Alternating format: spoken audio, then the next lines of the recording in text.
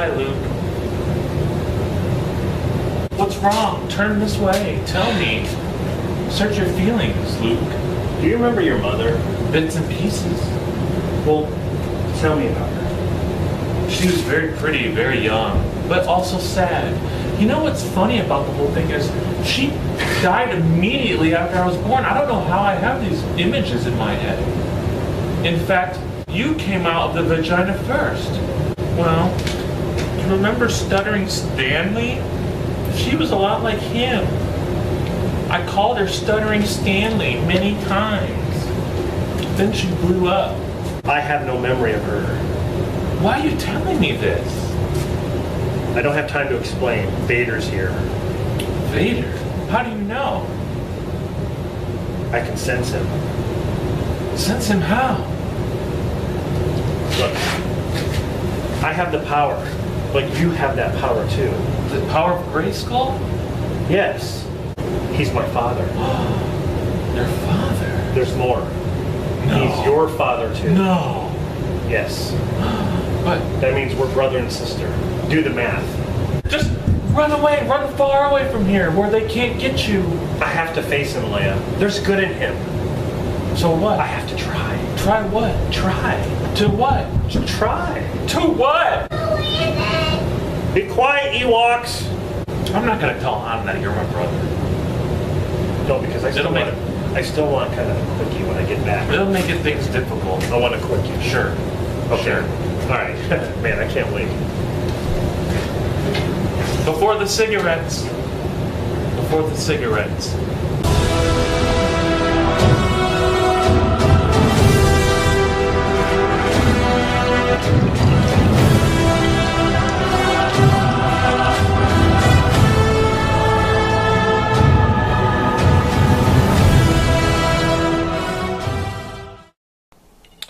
Hey, what's going on, guys? Rob here from Movie Review Time. Welcome back to another Star Wars movie review. Continuing on with my Star Wars movie series marathon. I wanted to review all the movies up to Rise of Skywalker. I don't know if I'm going to make it, but I'm going to try. I'm going to have the, skit that Dan and I do before this and then the bloopers at the end. But, today we're going to talk about my favorite Star Wars movie of all time, and that is The Return of the Jedi, also known as Episode 6, 1983. The original title for this was actually going to be called Revenge of the Jedi, but they used that title for Revenge of the Sith. So this was actually a better title. And once again, this was not directed by George Lucas. The screenplay was by Lucas and Lawrence Kasdan, and the story was by George Lucas. It was directed by Richard Markin. And before Markin, they wanted to get Steven Spielberg, David Lynch, and David Cronenberg to direct. I mean, they were actually considered. I wonder how that would have turned out with David. Can you imagine David Cronenberg directing this movie? That'd be awesome, actually. But yeah, this is my favorite Star Wars film. Had a budget of 32 to 42 million, and it made about 475 to 572 million at the box office. It is the third movie in the original trilogy. And most people will say that this is the movie that suffered the most with the changes, as far as the changes that they made. But the movie basically takes place where the Empire is constructing a second Death Star in order to crush the Rebel Alliance. And if you remember A New Hope, they destroyed the Death Star, and now they're reconstructing it. And the Emperor plans to oversee the final stages of its construction. And the Rebel fleet launches a full-scale attack on the Death Star in order to prevent its completion. They're going to bring an end to his hold over the galaxy, and Luke struggles to bring his father Vader back to the light side of the Force. And you would think that to destroy the Death Star 2, it would be easy, but they have the shield generator that's located on the nearby moon of Endor. And, you know, Endor, the home of the Ewoks, that's where the Empire has the shield generator, so they have to destroy that, and so they can, you know, blow up the second Death Star. Now, that's pretty much it in this movie. I mean, there's a lot going on, especially like the first act, you know, when they try to save Han from, you know, Jabba the Hutt. That's like probably one of my favorite scenes. Luke actually uses the Force choke in this movie, which is interesting because he never did in any other movies. But he's dressed in black, and a lot of people say, well, this is like almost his descent into the dark side, and that's not even true. I mean, he's dressed more formal, like a Jedi would dress. I mean, look at Anakin. He dressed in black too, kind of brownish black, before he even descended into the dark side. So that has nothing to do with it. Luke is too, you know, Luke would never go down that path. I mean, they prove that in this movie. But look, you know, Han is frozen in carbonite. Leia basically saves him by dressing up as a bounty hunter. The whole Jabba Palace thing is great. Lando Calrissian actually dresses up as, you know, undercover to save Han as well, because he's a good guy. But you know, the whole Rancor pit thing was amazing. That is like one of my favorite creature parts in any of the Star Wars films. The Rancor eats that pig, and Luke has to fight him. Really, really cool. And, you know, Boba Fett, I still think he is an overrated character because he doesn't do jack. In this movie, he tries to shoot his blaster, and Luke basically, you know, uses his lightsaber and cuts off the end of his blaster. And then Boba Fett just basically ends up into the Sarlacc pit, which they changed. The Sarlacc pit is not just a hole anymore, it has a beak. And I thought that was kind of cool. It gave it some life a little bit. Otherwise, it was just a stupid hole. It's what's underneath the sand. The Sarlacc is actually huge. Underneath the sand is like the belly of the Sarlacc, which they kind of go into a little bit of detail. C-3PO does. But Jabba the Hutt, he looks really awesome. Then, of course, you got Slave Leia right there in her kind of like metal bikini, which everyone talks about. I personally think she was really hot in New Hope. But, well, there's another shot of her with the big, ugly Jabba the Hutt. We get to see a lot of the Emperor in this movie. The third act of the movie is probably my favorite of any Star Wars film, the confrontation. Luke tries to, you know, turn his father back to the light side and sees that there's good in him, which goes back to The Last Jedi. You know, Luke is actually able to turn his father good. I mean, we're talking about a guy who's feared in the galaxy, Darth Vader. We're talking about a guy who has killed tons of people, tons of Jedi, slaughtered many. And Luke was able to look inside of him and see that there's good and bring him back to the light and save him. But in Last Jedi, he sees that there's something going on with Ben Solo and becomes afraid and hesitates to kill him and decides to run away from the situation. What the hell? That is not Luke Skywalker. I don't care what anybody says. That is not Luke Skywalker. Okay? Mark Hamill even says it. Mark Hamill knows Luke Skywalker better than anybody. Luke would not run like a little bitch. He was crying like a... This movie proves that what this in Empire Strikes Back proves that what they did in Last Jedi is not Luke's character. That is Rian Johnson's idea. That is not Luke's character, okay? That is not how Luke is. Even in the comic books, in the books, Luke was a badass. Luke fought everybody. He even had kids with Mara Jade. Okay, I'm sorry. We'll get to that again when we get to The Last Jedi. And people may not understand this, but these movies are what... this is what Luke is like in these movies. So why the hell did they change it like that in Last Jedi? And there's no continuity there at all. Anyway, getting off topic here. So you got Mark Hamill as Luke, Harrison Ford as Han, Carrie Fisher as Leia, Billy D. Williams as Lando. Pretty much everyone returns. Ian McDiarmid as Emperor Palpatine, who is amazing. Frank Oz as Yoda. And, of course, we get the death of Yoda. Yoda is not really in this as much.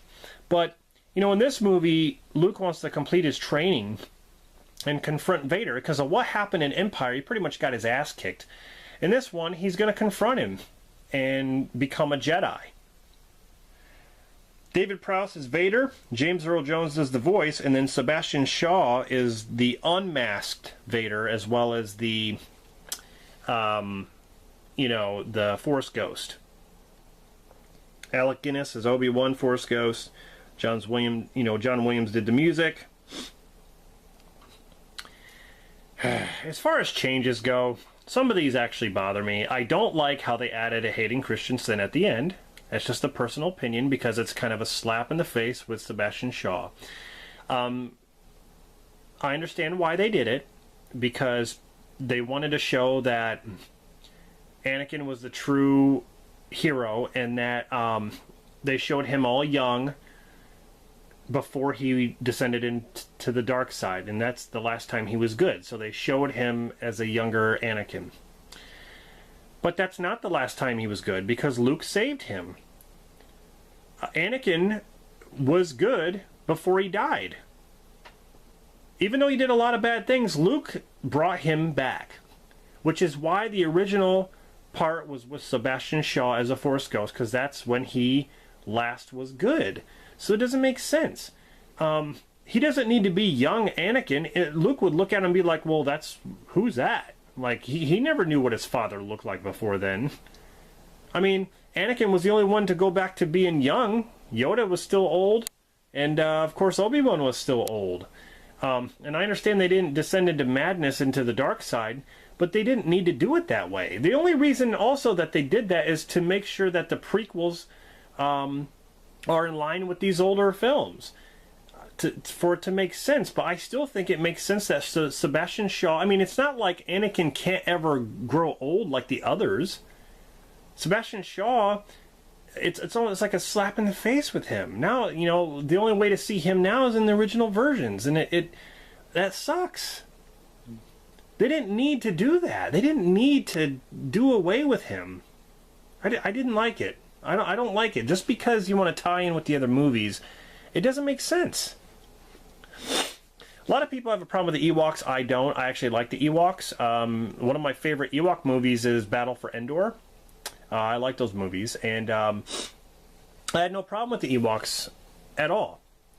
The part where Vader says no in this movie and throws the Emperor down the shaft, I thought that could have been left out because we didn't need that. It showed there's enough emotion. Even though Vader's wearing a mask, you can see the kind of struggle he's going through when he looks at his son getting electrocuted. Then he looks back at the Emperor. Then it's like he's going back and forth in his mind. What should I do?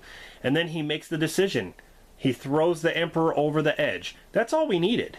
We didn't need him to just say no. It was I don't know. I thought that was just kind of stupid, and they didn't really need that to put that in there. So yeah. Then they changed the Nub Nub song, Yub Nub, Ewok song, which is the one I grew up with. I just think that was kind of an unnecessary change. I just like the song better. And they changed it. And I wouldn't say like the new song, the new one is bad. I just prefer the original. And they added a few more scenes at the end with, Naboo and Coruscant, which is also to, you know, be in line with the prequels. So they added those, and I guess that's okay, even though it's CGI environments and it still looks different. And then there's also the Cantina Bar, or not the Cantina Bar, but the Jabba's Palace song.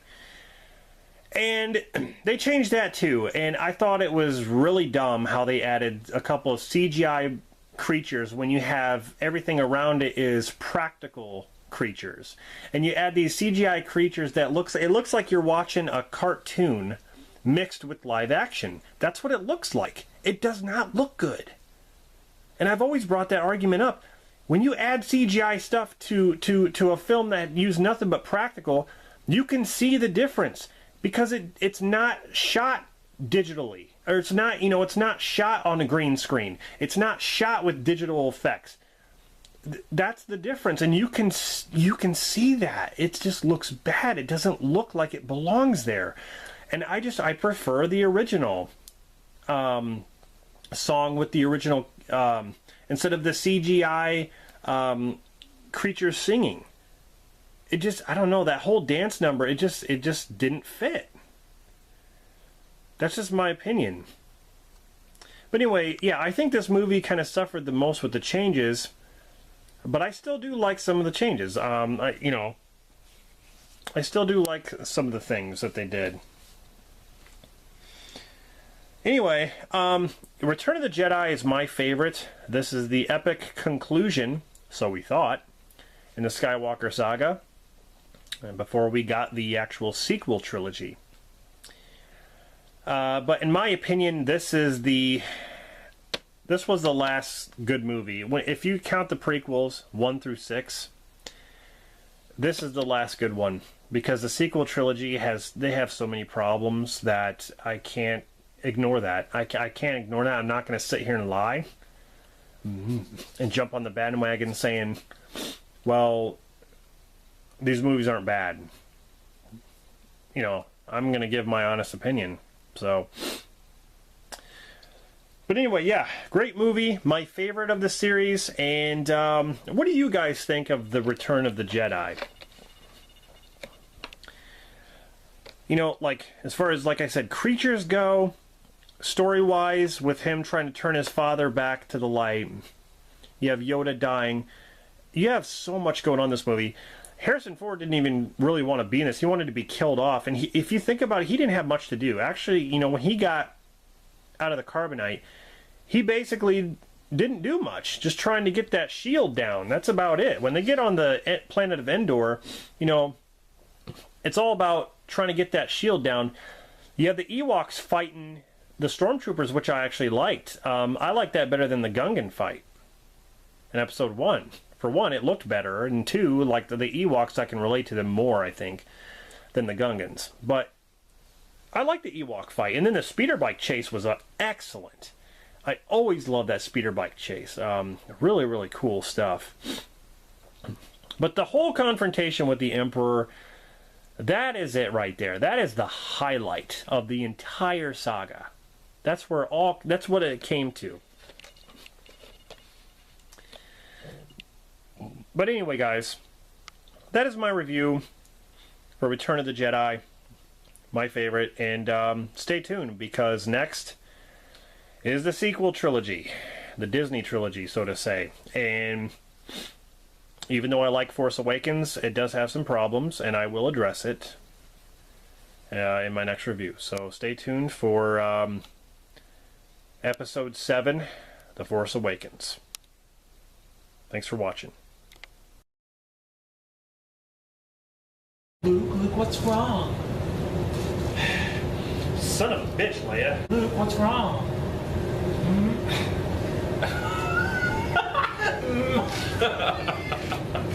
I called her Stuttering Stanley many times.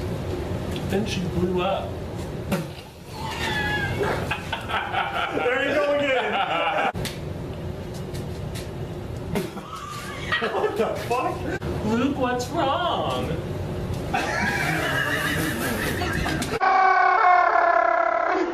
Luke, what's wrong?